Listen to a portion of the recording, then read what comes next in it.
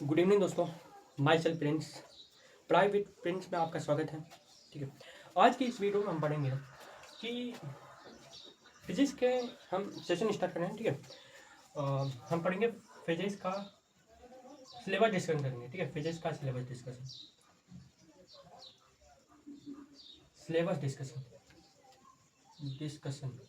Okay, syllabus discussion हम करेंगे। तो इसमें हम सिलेबस डिस्कशन में ये इंपॉर्टेंट टॉपिक की बात करेंगे कि हमको इसमें फिजिक्स में आखिरकार क्या पढ़ना है। ठीक है, तो पहला आपका चैप्टर आता है। ठीक है, फिजिक्स एक क्या है, प्रैक्टिकल। ठीक है, प्रैक्टिकल एक सब्जेक्ट है। इसमें आपको ना 80 मार्क्स तो आपको थ्योरी से मिलता है और 20 मार्क्स जो होता है वो आपको प्रैक्टिकल के माध्यम से मिलता है। ठीक है, तो हमको कितना का टारगेट करना है, मतलब ऐसे अगर देखें तो 80 कुछ, मतलब कुछ अगर पॉइंट ऑफ व्यू से अगर देखें तो 100/100 भी बहुत बच्चों का आया है। तो इसमें देखिए ना कि 80 इसका टारगेट रहता है। 80 थ्योरी पोर्शन हो जाता है और 20 जो होता है वो न्यूमेरिकल पोर्शन होता है, सॉरी प्रैक्टिकल पोर्शन। तो हम देखेंगे तो इसमें हमको कितने चैप्टर पढ़ना है, फिजिक्स में कितने चैप्टर पढ़ना है। ठीक है, साइंस की बात कर रहा हूँ। ठीक है, साइंस की बात कर रहा हूँ तो साइंस में आपको 3 सब्जेक्ट को लेकर चलना पड़ता है। साइंस में 3 सब्जेक्ट होते हैं, तो इसमें आपके फिजिक्स हो गया, बायो हो गया और केमिस्ट्री हो गया। तो तीनों को मिलाकर 80 मार्क्स का क्वेश्चन बनता है और 20 मार्क्स आपको प्रैक्टिकल के माध्यम से मिल जाता है। तो फिजिक्स में हम फिजिक्स के सिलेबस डिस्कशन में क्या पढ़ेंगे, तो जैसे पहला चैप्टर हो जाएगा प्रकाश का परावर्तन। प्रकाश का परावर्तन, ठीक है, प्रकाश का परिवर्तन। ठीक है, रिफ्लेक्शन ऑफ लाइट। ठीक है, रिफ्लेक्शन ऑफ लाइट। इस प्रकाश और परावर्तन में हम मुख्यतः अगर देखें तो प्रकाश के बारे में पढ़ेंगे। अगर देखें तो बिंदु स्रोत, ठीक है, बिंदु स्रोत भी पढ़ सकते हैं, बिंदु स्रोत भी पढ़ेंगे, चिन्ह परिपाटी भी पढ़ेंगे। और अगर देखें तो दर्पण के बारे में, गोलीय दर्पण, समतल दर्पण और समतल दर्पण हो जाएगा, समांतर दर्पण हो जाएगा। ठीक है, और कुछ आई थिंक अगर देखें तो इसके प्रूफ भी करेंगे, फोकस दूरी। ठीक है, फोकस दूरी को भी प्रूव करेंगे और हम देखेंगे तो दर्पण दूरी को भी प्रूव करेंगे। ठीक है, दर्पण की दूरी को। ठीक है, तो बेसिकली ये जो क्वेश्चन, मतलब ये चैप्टर जो है ऑलमोस्ट बहुत इंपॉर्टेंट है। ठीक है, ऑलमोस्ट क्या है, बहुत इंपॉर्टेंट है। इससे न अधिकतर अगर देखें तो इससे आपके बोर्ड एग्जाम में बहुत क्वेश्चन डिमांडेड होता है। ठीक है, इसमें क्वेश्चन का मतलब हम कहते हैं इसी क्वेश्चन का भंडार है। और इस चैप्टर के माध्यम से आप मैट्रिक में 20 मार्क्स ला सकते हैं, इस चैप्टर के माध्यम से केवल। ठीक है, इस चैप्टर के माध्यम से केवल आप 20 मार्क्स ला सकते हैं। ओके, मैं ऑब्जेक्टिव और सब्जेक्टिव दोनों को मिलाकर कह रहा हूँ। ठीक है, ओके, ये तो हमने पढ़ लिया। ठीक है, ये तो हमने जान लिया कि क्या क्या हमको ऑलमोस्ट पढ़ना है इसमें क्या। ठीक है, तो ये कंडीशन हो गया। और अगर देखें तो सेकंड चैप्टर हो जाएगा है आपका प्रकाश का अपवर्तन। ठीक है, इसका ही विपरीत, ठीक है, इसका ही विलोम हो जाता है प्रकाश का अपवर्तन। ठीक है, प्रकाश के अपवर्तन में हम अधिक, इसमें सबसे इम्पोर्टेंट जो टॉपिक हो जाते हैं आपका सघन माध्यम, विरल माध्यम। ठीक है, और आई थिंक आपने कुछ प्रयोग किए होंगे, जैसे आप गिलास, कोई शीशा गिलास है, ठीक है, शीशा का मान लीजिए गिलास है। ठीक है, इसमें जब आप छड़ी को ऐसे, मान लीजिए छड़ी को जब डालते हैं, ये हमारा गिलास हो गया। ठीक है, ये गिलास हो गया, मतलब इसी में पढ़ना है हमको, ये गिलास हो गया हमारा। ठीक है, इसमें जब आप छड़ी को ऐसे डालते हैं तो डालते ही ना ये छड़ी की जो स्थिति है बट ऐसी लंबी है। ठीक है, इस छड़ी की स्थिति लंबी है, बट जैसे ही ग्लास के अंदर जाता है ना, इसकी स्थिति ऑलमोस्ट पहले से बदल जाती है। ये कैसा दिखाने लगता है, टेढ़ा दिखाने लगता है। क्यों? ये होता है प्रकाश के अपवर्तन के कारण। ठीक है, किसके कारण? प्रकाश के अपवर्तन के कारण। अब देखिए, आपने आसमान में तो देखा हुआ तारे टिमटिमाते हैं, किसके कारण? प्रकाश के अपवर्तन के कारण। आपने सूर्य उदय और सूर्यास्त देखा हुआ। ठीक है, सूर्य उदय भी होता हुआ, सूर्यास्त भी होता हुआ। ठीक, तो उस समय क्या होता है ना कि वो भी कंडीशन किसके माध्यम से होते हैं? प्रकाश के अपवर्तन के कारण नहीं होता है कंप्लीट। और देखिए, इसमें टिंडल प्रभाव भी पढ़ना पड़ेगा। ठीक है, टिंडल प्रभाव। और अगर देखें तो ऐसे बहुत सारे टॉपिक हैं। अगर देखें तो बादल का रंग पीला क्यों होता है, सॉरी, बादल सफ़ेद क्यों होता है। ठीक है, और आगे देखें तो बादल, अंतरिक्ष काला क्यों होता है। तो ये टिंडल प्रभाव के कारण होता है, ठीक है, टिंडल प्रभाव। और आप इसमें कोलाइडिक विलयन भी पढ़ेंगे, ठीक है, कोलाइडिक विलयन।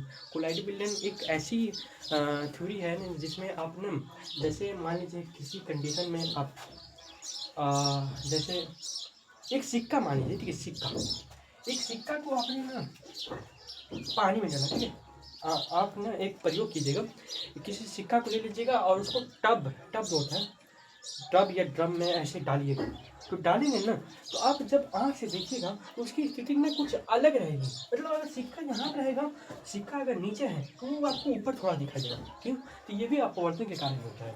हम इसमें बहुत सारे टॉपिक पढ़ेंगे, आपको उस टाइम हम बताएंगे क्या क्या इंपॉर्टेंट है, ठीक है। अब थर्ड चैप्टर हो जाता है मानोनेत्र, ठीक है, थर्ड चैप्टर होता है मानोनेत्र, काफ़ी इंपॉर्टेंट, काफ़ी इंपॉर्टेंट, ठीक है। इसमें आप बहुत सारे मानोनेत्र के रोग के बारे में पढ़ेंगे, जैसे कॉर्निया हो गया, कॉर्निया आई थिंक इसके मानोनेत्र के कुछ भाग को पढ़ेंगे, और मानोनेत्र का चित्र और उसका डेफिनेशन लिखने के लिए, मतलब उसका भाग के नाम लिखने के लिए ये 5 नंबर के क्वेश्चन होते हैं। और इसमें से 5 नंबर, इसमें से 5 नंबर, इसमें से 5 नंबर, मतलब तीनों एक थ्योरेटिकल पोर्शन है, काफ़ी डिमांडेड प्रश्न है। ये तीनों के माध्यम से आप 60% ला सकते हैं। मैं बस फिजिक्स की बात कर रहा हूँ और चैप्टर की नहीं, ठीक है, ठीक है, फिजिक्स की बात कर रहा हूँ। इस ये तीनों चैप्टर पढ़ कर ना आप फिजिक्स में तबाही मचा सकते हैं, ठीक है। तो इसमें आपको ना बेसिकली क्या करना पड़ेगा, जैसे आप मोतियाबिंद के बारे में पढ़ते हैं, आप बिंदुकता पढ़ते हैं, रतौंधी पढ़ते हैं, ठीक है, ये कंडीशन आप मानवनेत्र में पढ़ेंगे, ठीक है, मानवनेत्र में आप पढ़ेंगे, ठीक है। अब आता है इसमें 4th चैप्टर विद्युत धारा, काफ़ी स्ट्रॉन्गे चैप्टर, और ठीक है, काफ़ी स्ट्रॉन्गे चैप्टर। और अगर हम बात करें थ्योरी पोर्शन में सबसे लंबा चैप्टर, ठीक है, क्या है, विद्युत धारा। इसमें आप बेसिकली ओम का नियम पढ़ेंगे, बहुत ज़्यादा इम्पोर्टेंट है। इसमें आप विद्युत जनरेटर, विद्युत मोटर, 5-5 नंबर के ये क्वेश्चन पूछे जाते हैं, तो विद्युत मोटर, विद्युत और विद्युत जनरेटर के बारे में इसमें कंडीशन में पढ़ेंगे कंप्लीट। अब देखिए इसमें आप एक और नियम पढ़ेंगे, आई थिंक बेसिकली क्या उस टाइम मैं बता दूंगा, ऐसे डिस्कशन में मुझे ना कुछ याद नहीं रहता है, ठीक है। अब आते हैं 5वां, विद्युत धारा का चुंबकीय प्रभाव। 5वां है विद्युत धारा का चुंबकीय प्रभाव, चुंबकीय प्रभाव। इसमें आप फ्लेमिंग, ठीक है, फ्लेमिंग का नियम, मैक्सवेल का नियम, वामहर्स्ट का नियम, ठीक है, ऐसे आप नियम के बारे में पढ़ेंगे। ये भी डिमांडेड चैप्टर है, इससे थोड़ा सा ना थ्योरेटिकल पोर्शन इसमें है। इसमें आपको ना बहुत सारे मतलब दायां हाथ का, फ्लेमिंग का दायां हाथ नियम, वामहस्त नियम, ठीक है, ऐसे आप पढ़ेंगे इसमें, ओके। अब जो लास्ट टॉपिक आता है वो हमारा आता है ऊर्जा स्रोत, ठीक है। ऊर्जा स्रोत जो होता है ना, ऊर्जा स्रोत में आप बेसिकली वायुमंडल के बारे में पढ़ेंगे, ठीक है, गैर परंपरागत स्रोत, परंपरागत स्रोत, ठीक है। और अगर हम देखें तो और आप सूर्य के बारे में पढ़ेंगे, नक्षत्र, फलान ठिकान, ठीक है, ऐसे आप कंडीशन में पढ़ेंगे, ठीक है। तो यहाँ पे ऊर्जा स्रोत भी आ जाएगा, ठीक है, ऊर्जा स्रोत, ओके। अब देखिए इतने चैप्टर में ना आप इतने चैप्टर, ठीक है, इतना चैप्टर आपका ऑलमोस्ट अक्टूबर नवंबर तक कंप्लीट हो जाएगा, ठीक है। आप चिंता मत कीजिए, ऐसे हम ना दोनों सब्जेक्ट पर पढ़ाते हैं, साइंस और मैथ्स, ठीक है, साइंस और मैथ्स। और अगर आप कहेंगे तो मैं कुछ मतलब सोशल साइंस और हिंदी को भी ऐसे कंप्लीट कर दूंगा।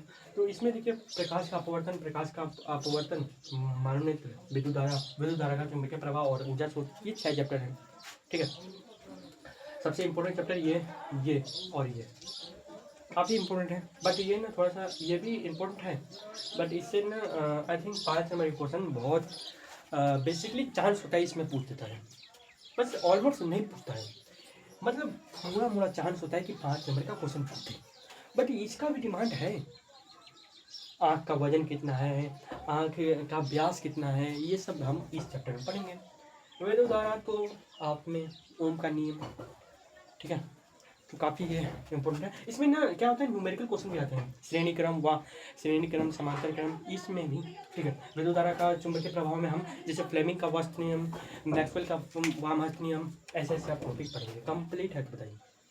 ठीक है, तो आज की वीडियो में इतना ही रखते हैं, मिलेंगे हम अगले डिस्कशन में। ठीक है, और आपका क्लास जल्दी ही हम शुरू करेंगे 20 मई से। ठीक है, 20 मई से ही हम शुरू करेंगे और ताबड़तोड़ चलेगा। ठीक है, ओके, तो मिलते हैं अगले वीडियो में। तब तक के लिए थैंक, धन्यवाद, टाटा, बाय बाय।